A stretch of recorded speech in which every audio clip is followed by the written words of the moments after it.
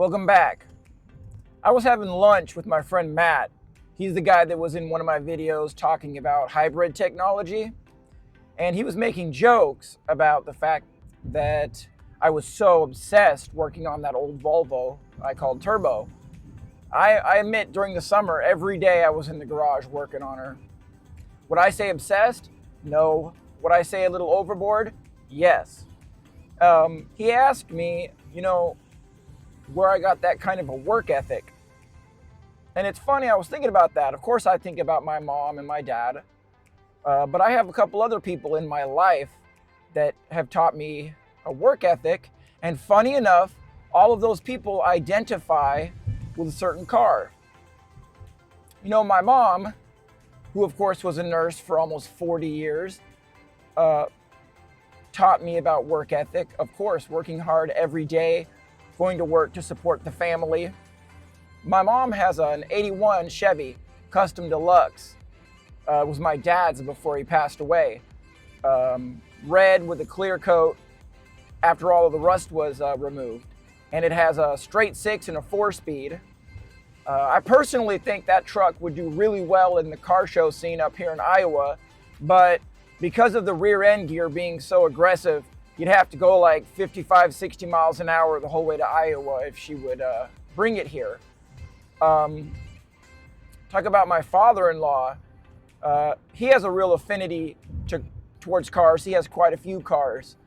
The only time I've ever gotten to drive a Corvette, I drove a C6 Corvette that belonged to him. About maybe 13 years ago, he let me drive it. He's let me drive his Mazda RX-8. One of the only stipulations for him is most of his cars have to be dark red. He really likes dark red.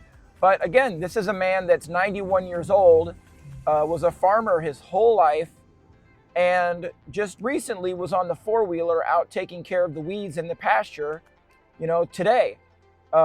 It is funny how the people that I identify with who've taught me how to work hard and stick to things, like when I stuck to working on that old Volvo, they love cars too.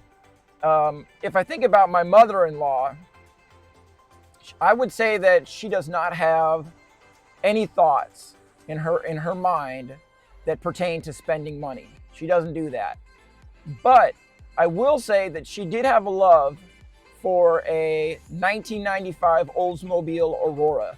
She loved that car so much that now that she's not able to drive, her husband, my father-in-law, was smart enough not to sell that car because that probably would have been an issue for him.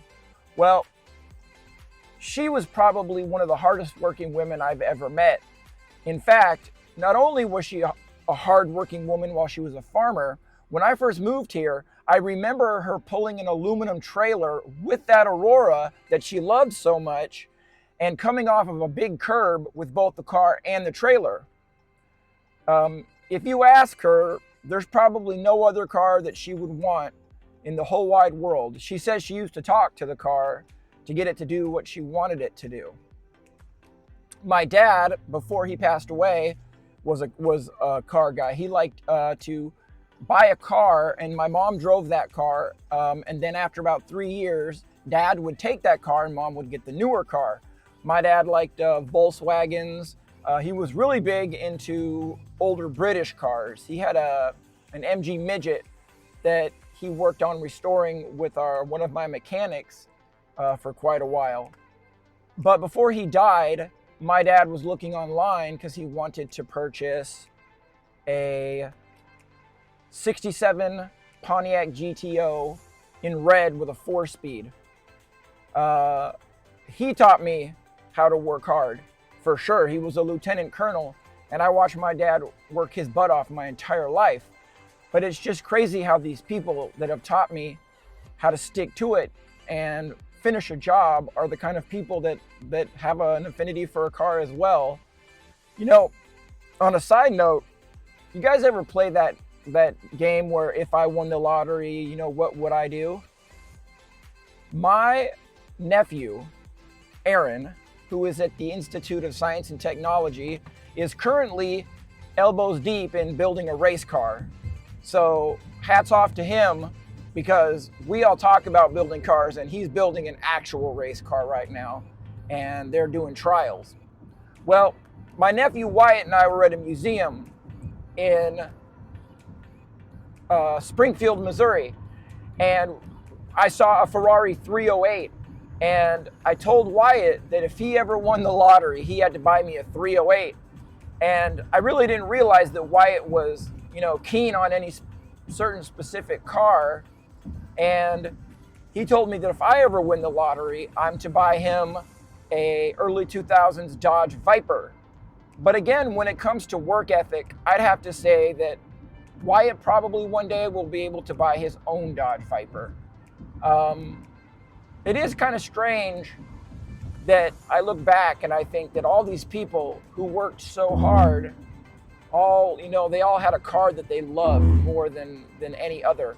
And my only hope is, don't wait till the end. If there's a car you really want and you have the money to buy it, and it's extra money, don't wait.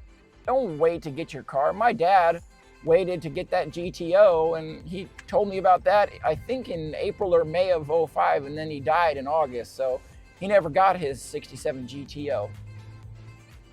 I think that the lessons I learned from those people are what allowed me to get that Swedish car up and running, because it did take work, lots and lots of work. A lot of people talk about working on cars and having projects, and they go to a car show and it's, I'm going to do this and I'm going to do that and I'm going to do this.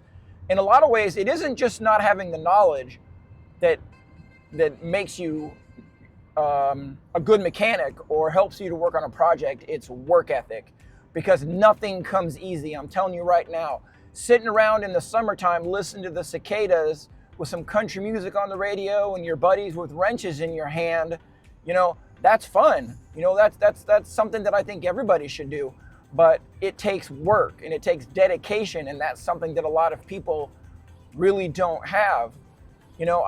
I feel that I'm blessed by the people in my life who've taught me how to work hard and stick to things. Alice, my current car, it took 3 years to get her where she is now, but I had a goal and I focused and I did the hard work and was able to come to an end point. But had I not learned from these people, I might not have been able to do that. It also has taught me, outside of working on cars, how to stick to things and work hard every day. I hope that you guys have something that motivates you, and you have someone that's taught you these good lessons.